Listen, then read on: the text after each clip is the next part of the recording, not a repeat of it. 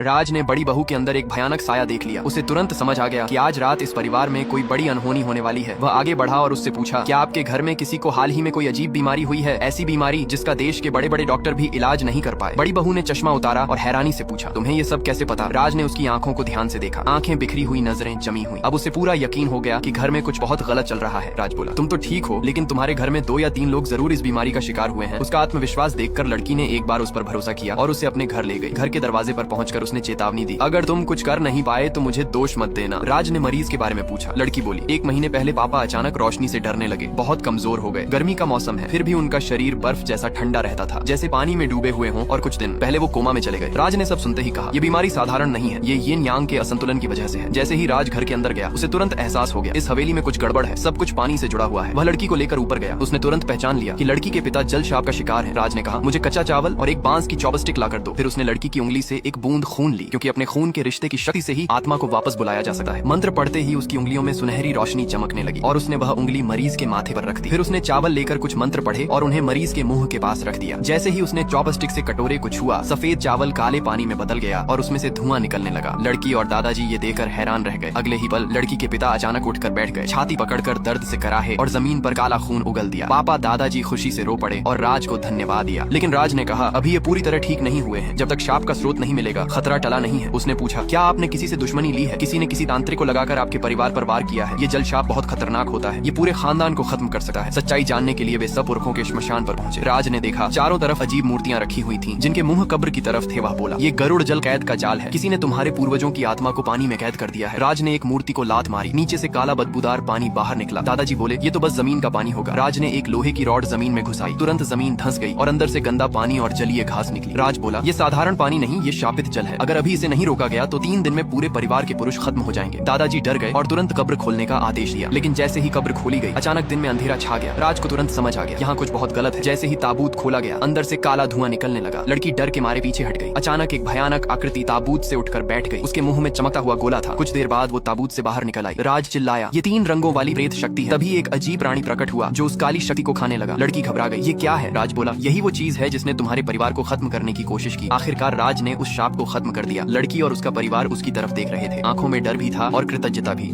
इस फोटो के लिए लाइक सब्सक्राइब। ये औरत दावा करती है कि वही हेयर्स की फियांसे है, लेकिन जैसे ही वो वेरिफिकेशन बॉक्स खोलने की कोशिश करती है, वो पूरी तरह फेल हो जाता है। हेयर्स गुस्से से भड़क उठते हैं। तभी औरत की माँ एक कमजोर सा बहाना बनाती है कि उसकी बेटी की फिंगरप्रिंट्स ज्यादा मेहनत करने की वजह से घिस चुकी है। लेकिन तभी हेयर्स में से एक उसी चुप रहने वाली स्टेपसिस्टर की तरफ इशारा करता है और कहता है कि एक बार इसे ट्राई करने दो। पूरा परिवार तुरंत उसे इंसल्ट करने लगता है। ये तो बस एक वर्थलेस फ्रीलोडर है, ये कभी असली वाली नहीं हो सकती। लेकिन जैसे ही वो बॉक्स को टच करती है, बॉक्स इंस्टेंटली खुल जाता है। हेयर्स खुशी से भर उठते हैं। आखिरकार उन्हें वो लड़की मिल चुकी थी जिसे वो इतने सालों से ढूंढ रहे थे। इंपोस्टर सिस्टर तुरंत चिल्लाने लगती है कि उसने चीटिंग की है, लेकिन हेयर्स उसकी डेस्परेट बातों को पूरी तरह इग्नोर कर देते हैं। अब खुद को सेफ महसूस करते हुए असली हैरिस अपनी दर्द भरी कहानी बताती है। उसने अपनी खुद की पढ़ाई सैक्रिफाइस कर दी, सिर्फ इस परिवार को सपोर्ट करने के लिए जिसने कभी उसकी वैल्यू ही नहीं की। ये सुनकर हेयर्स में से एक कहता है, अब से इसकी प्रोटेक्शन हम करेंगे। वो तुरंत अपने आदमियों को ऑर्डर देता है कि पूरे इंपोस्टर फैमिली को पकड़ लिया जाए। लेकिन तभी एक इन्वेस्टिगेटर वहां पहुंचता है, जिसके हाथ में एक नई रिपोर्ट होती है जो सब कुछ बदल सकती थी। 10 साल पुराने ऑफिशियल अडॉप्शन रिकॉर्ड्स में इंपोस्टर सिस्टर का नाम हैरिस के तौर पर दर्ज था। ये नया एविडेंस देखते ही हेयर्स तुरंत अपना बिहेवियर बदल लेते हैं। वो इंपोस्टर सिस्टर से माफी मांगते हैं और कहते हैं कि ये सब बस एक टेरिबल मिसअंडरस्टैंडिंग थी। असली हैरिस जोर देकर कहती है कि ये रिकॉर्ड्स झूठे हैं। वो दावा करती है कि इंपोस्टर असल में माँ की बायोलॉजिकल डॉटर है। लेकिन सिचुएशन और भी खराब हो जाती है। इंपोस्टर सिस्टर बड़ी मासूम बनकर एक्टिंग करती है। वो असली हैरिस से कहती है, तुम सब कुछ ले सकती हो, बस हैरिस को छोड़कर। फिर अचानक इंपोस्टर जोर से चीखती है और अपना चेहरा पकड़ लेती है। वो तुरंत इल्जाम लगाती है कि असली हैरिस ने जेलसी में उसकी खूबसूरती बर्बाद करने की कोशिश की। अब तक पूरी तरह टूट चुकी हैरिस आखिरकार परिवार की हिपोक्रेसी पर सवाल उठाती है। वो उन्हें याद दिलाती है कि उसने अपना फ्यूचर सैक्रिफाइस किया इस परिवार को संभालने के लिए, जबकि उन्होंने उसके लिए कभी कुछ नहीं किया। लेकिन उसी ये स्ट्रॉन्ग डिफेंस सुनकर हेयर्स में से एक और ज्यादा भड़क जाता है। वो हैरिस को कॉर्नर करके धमकी देता है, हिम्मत कैसे हुई तुम्हारी इंपोस्टर के खिलाफ एक शब्द बोलने की? उससे और बदनाम करने के लिए वो लोग एक सपोजिटली लोन शाह को बुलाते हैं। वो आदमी दावा करता है कि हैरिस ने लग्जरी सामान खरीदने के लिए बहुत बड़ा लोन लिया था। उसकी प्राइवेट फोटोज हवा में उछाल दी जाती है और पूरे हॉल में बिखर जाती है। भीड़ तुरंत उसे डर्टी और कैरेक्टरलेस कहने लगी है। वो रोते हुए हेयर्स से विनती करती है कि वो उसे पहचान ले, लेकिन कोई उसकी बात नहीं सुनता। हेयर्स उसकी तरफ ईट करके इंपोस्टर के साथ वहां से चले जाते हैं। लेकिन जब लगता है कि अब सब खत्म हो चुका है, तभी हैरिस अपना आखिरी प्रूफ दिखाती है, फीनिक्स जेड, वो असली फैमिली एयरलूम पेंडेंट। देखते ही हेयर्स शॉक में जम जाते हैं, क्योंकि वो उसे तुरंत पहचान लेते हैं। हैरिस उन्हें याद दिलाती है, 10 साल पहले मैंने तुम सबको इसका एक एक पीस दिया था। अब सच पूरी तरह सामने आ चुका था। वो सीधे एयर की आंखों में देखकर कहती है, तुम सबकी जान बचाने वाली मैं थी।